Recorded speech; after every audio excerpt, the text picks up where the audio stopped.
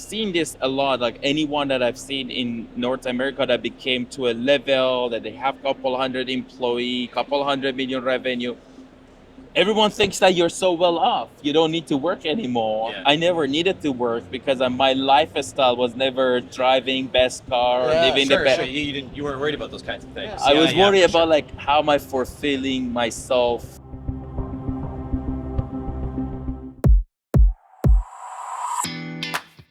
For our first episode of Season 4, we met a unicorn. No, we weren't tripping, but there was a collision involved. The Collision Conference, held in Toronto, Canada this year. We interviewed ApplyBoard CEO Meti Basiri live at the show. Meti founded ApplyBoard with his two other brothers. After facing many challenges and obstacles on their own study abroad journeys, the Basiri brothers saw an opportunity to break down barriers and democratize education. Together, they created ApplyBoard to make their dream to educate the world a reality.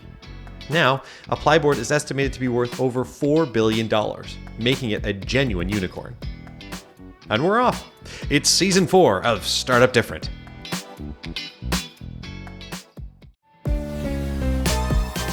Hey, Dave here. Before we get into today's episode, Chris and I wanted to give you some exciting news. We wrote a book. Surprise! It's called Startup Different, the myth-busting blueprint for your multi-million-dollar business. And it comes out October 1st, 2024. Like our show, we're trying to pay it forward to our fellow entrepreneurs to help you learn from our successes and failures. The book busts over 33 myths, tells some of our most hilarious stories, and gives you many of our best tools to build, scale, and exit your business. Pre-orders for paperback, ebook, and audiobook start Labor Day, Monday, September 2nd. You'll find the book at all the major online retailers, including Amazon. Check it out. We think it's pretty great. And now, on to the show. Hello, folks, and welcome to another episode of Startup Different. We're here at Collision. This is a live episode of the show, very exciting.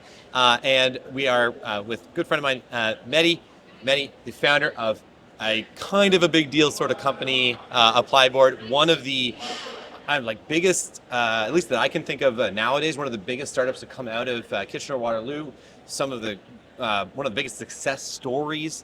And it's a really interesting story too. Your business founded with your two brothers. I want to hear it all. I'm really excited about this. I have so many questions for you because you also went to a scale with your company that we sold before we got there. So I'm really fascinated. Correct me if I'm wrong. ApplyBoard is in multiple countries, hundreds of countries, thousands of employees. Tell me about your story. Thanks for having me here, guys. So I'll give you guys a little bit background about perhaps why did we even start ApplyBoard. This is 2010 that we decided that we want to come to Canada and study here. And my dad actually went to US 53 years ago as a student himself. So kind of was important for us to get a same quality of education coming from Iran. And then the process took about 14 to 16 months from the time that we started the applying till finally we made it to Canada. It's almost actually 13 years ago that we got to Canada. Couldn't speak a word of English, came here figuring out a lot of things in our own, and a lot of the family friends were asking us, how did you guys go? Coming from Iran was incredibly difficult. And frankly, you didn't see a lot of the students coming for their undergrad out of Iran. It was just mainly whether you would go for your grad or PhD, and that's about it. Sure. And then fast track 2015, we finished our school. We're like, we're still getting questioned by folks. And there is really not a single platform for any students that want to go abroad. So let's become the Expedia for international students. That was the early days of how we started ApplyBoard. But of course, fast track almost 9 years back. Later, you do a lot of pivotal, you change, you think of your business differently. And I think it was within the 2.5 years within the business that we kind of recognized that we're really not just solving the problem for students. Majority of institutions in a developed country are suffering from two major standpoints. One, because of demographic, the age demographic that's reducing, whether like let's think of Canada or US or UK or Australia, we have far less graduates from high school. Sure, yeah. So it means we have less students in the classes. Yeah. Secondly, there's less financial support for this institution, specifically publicly run institution. Right. So that kind of make them that they need a student. If they want to stay in the business, you're losing a student year over year, you need a student. So it's really became the supply and demand. On one side of the platform, you have students that want to go abroad, build a better future and unlock their potential. And the other side, you have institutions that need this institution, students. So that was a big pivotal for us, that we became the platform between institution and students. So far we have helped over 1 million students that have gone through our platform in the past. That's amazing. Staggering. Yeah, so 5+ destination country, soon to be 7. So we're launching to Europe as destination now. We have helped the students from 100+ countries. Amazing. And have team member in 37 countries. How many team members? It's 1,200 now. 1,200. Yeah, so What? That's crazy. How does it feel? Like, this is a weird question. Maybe I'm like starstruck a little bit here, but like, how does it feel to be like the head of a 1,200 person company? Like, that's such an aggressive change over such a small amount of time. Like, presumably it was just you and your brothers. Yeah. And then over time, now here we are. You know what is so interesting? This past 9 years, so much has changed that I would say this perhaps is a less shocking part of it. Okay. Going to the pandemic, then going through so much different changes. Oh, yeah. You actually, I think, like you gain a lot of appreciation for people, because I think like any good companies or great products need great people to make it happen. Yeah. We're lucky enough because our mission is, we're a very mission driven company and everyone is there for the purpose before anything else. So getting people together has always been significantly easier for us than perhaps many other people. But yeah, it has its own, like I think like we at this at Apply, where we're so diverse and have so many people from different, even in our Canada office. Yeah. That a lot of things that perhaps other companies go is we just have it. We take everything for, in a sense, it's part of our DNA. We don't have to think of inclusiveness. We don't have to think of trying hard to do natural. something. It's all natural. It's all there. Here, yeah. Sometimes I think we take it for granted. You know? Yeah. We never try to be diversified company. We are a most diversified company that you walk in. You know, you think about, and I don't want to name any companies because I don't want to get in any trouble, but you know, you think about some other, you know, really big startups, United States, Canada, or whatever, and you look at like the big company photo, and it's basically all one ethnic group, like all like white people or all whatever. And I think it's really interesting because diversity is like objectively something that gets you better outcomes in the market. Like, this is research, this is a known thing. 100%. So I think it's pretty cool that it just happens naturally, and it makes a ton of sense for your company. But you know what? I think like one thing that we always promise ourselves, we're gonna hire the best people for the best job, irrespective of where they're from and what they came from, what gender they are, or that. And we always have a stand. Of course, sometimes you try to focus on some sort of roles. You can try to go on a different background, because, you know, for example, if you want someone very international background, you barely can find someone in North America. You're better off to hire someone in Asia or Europe, because they're more exposed. In North America, you only have North America that exposed. I've been all across America. That's about it's it. like, okay. Can we shift gears just for 1 second? So obviously so successful now. I want to go back to your brothers though. We're brothers. We had our business. You know, we had our fights. Yeah. You know, we had like, Who wins though? well, it was never about winning. It was about convincing and consensus. Yeah. And I can't imagine though having a third brother in the game. Like, we have a third brother, and I can't imagine him. I love you, Mike, but I can't imagine him being part of the business, because it would be just a lot. It's a lot more. It's another person. It's a big personality. It's another key decision maker. How do you and your brothers work together, and how do you get through some of those disagreements, particularly early? I feel like early in the business when there's a lot of uncertainty. How did you get through that? I think like having a family business has its own blessing, and it also has its own challenges. Sure. I guess like we grow up in a very close family, so that was that made it a slightly easier than many other folks. But also my one of my brothers, my twin brother. Okay.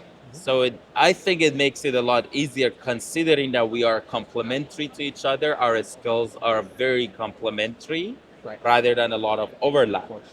Um, I think from very early days, we had a executive coach. He's incredible. I never forget him. He started driving us to say, what are our strengths? What are our weaknesses? Who is good on what? And when it comes an X decision, who is the best at it, and let that person Yeah. to make the call. Very cool. Yeah. So that really helped us. So as example, if I'm more into the partnerships, my other brother is more to the products and let's say operation. If something gets unlocked or if something gets locked, we try to say, okay, if it's partnership, I'm gonna make a last call because that's more sometimes it's like what I'm maybe a little bit more expert. Yeah. Right. That really helped us. Yeah. But of course, that's its own challenges. Like you never walk to someone that is not your brother, uh, be disrespectful to them because you're not worried about them Yeah. to not forgiving you. Yeah. I It's totally easier. know, yeah. But at the end of it, I guess it worked out. Like, would I do it again? Absolutely. I think it has a lot of blessing.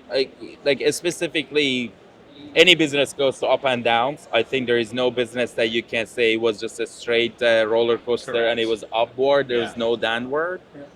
So I think that's just when you run something with your brother at the end of the night when you go to bed, you're like, I know someone got my back.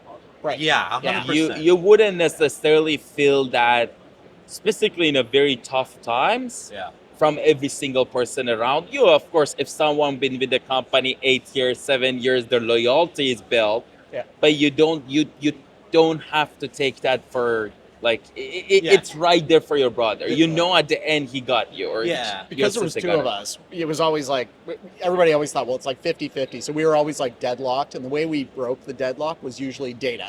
We would go back and try and convince the other person by finding data, finding evidence, and trying to convince them. So it was never, but with you, you had two other brothers, so there's three of you. So you didn't have that 50-50 scenario. Did you ever have a time where two of the brothers ganged up on the other brher or something like that? I would have used the word of gang up. I think I think Wrestling like, match, like I don't know, you know.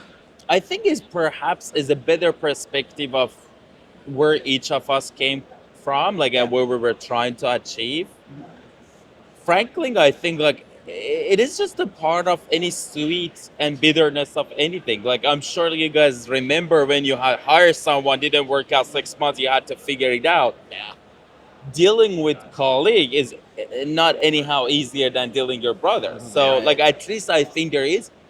I think the biggest thing that in the family business you take for granted that you don't spend enough time with your brother out of the work. And that's something I think early days we forgot that we just don't work together. We have our own personal life. And then we kind of course, we kind of fixed that a few years in the business that no, let's just spend enough time out of the work because like you're effectively become 24/7. All you think of is work, all you breathe is work, and then you don't say, you know what, like if you go with Mike as example, out for a food or beer, you're not gonna sit here and talk about this, but if you go with brother in the business, you're gonna say, oh my God, let's just... what are you doing about this, and what are you doing about that, and like, how come you screwed this up, and that was a dumb idea, and you know, those sorts of things. 100%. I love that take. You've definitely, I can so empathize with so much of this so far, but, so let's talk. That's really interesting. Let's talk a bit more about ApplyBoard. So you've grown this company, you've had a ton of success. What does sort of the future look like? I think you made a big product announcement, an AI tool, if I'm not mistaken. Could you tell us a bit about that too? I guess like I divide that question to what I think futures look like and then perhaps the AI tool. So from very first day, what we tried to do was like, how do we change my life? Let me a step back. My life changed significantly coming to here, so as my brother's life. I think we're trying to figure out how do we provide that opportunity for any students around the world, respectively where they are from, because it's an incredibly rewarding experience when you go from point A to point B and you have to learn a new culture, new society, new people, like there's so Yeah. much that it challenges you and makes you a better person. So I think for when we think of future, we're like, how do we make sure every student has access to this opportunity? There is not enough lack of seats. There are millions of seats available around the world, and there are millions of students. So how do we really unlocking everyone's potential? That's constantly what we're thinking of. That's Wow. really our mission. That's what we want to focus. Like millions sound a lot in 9 years. I'm thinking of how do we help 10 million Yeah, in a for year, sure. right? Yeah, Or yeah, I how we love help 100 million in the next decade. Yeah, of course. Because it's a life-changing game. And I'm not sure if you guys know or not, 1 out of 4 unicorn in North America was founded by international students. Oh, that's really cool. amazing. That's You know what? incredible. If I could, I think it's because the drive is there. You know, there's something about coming to a new country, like you're alluding to, and of course, like I'm from Canada. My wife is from Eastern Europe. They fled Yugoslavia during the wars, and the success, the adversity, first off, that's faced by people coming from another country to here is unbelievably significant. Yeah. And to be able to push through that, I think is a lot of the same qualities that can make you a very, very successful entrepreneur. So I didn't know that stat, but I'm not surprised by that stat. You know what? Also, even if you not necessarily think of it as a cross-border, think of the students from BC coming to Ontario. They tend to be more successful. Yeah. Or the students going from Ontario Why do you think? to Why do you BC. think that is? It's just a mindset that you do something on your own and you're I see. like you don't have that comfort of just walking to your parents' house or family house and just be there. Yeah. You're going out of your comfort zone. You grew up, let's say, most of your life in a city or a province, and now all of a sudden you're like, I'm going to this, right? Yeah, like for sure. So there is that big change when it comes to that. So I think that's where we really see the future. Like, how can we support more? How we can make that opportunity more available for everyone, but like by really supporting a student, and then the other side, enhancing the institution and university and colleges around the world, because their system is old. They're not really haven't had much of innovation in the past decades. For sure. And the software companies that exist are 20, 30 years old. So how can you bring innovation in something that hasn't changed much, right? 100%.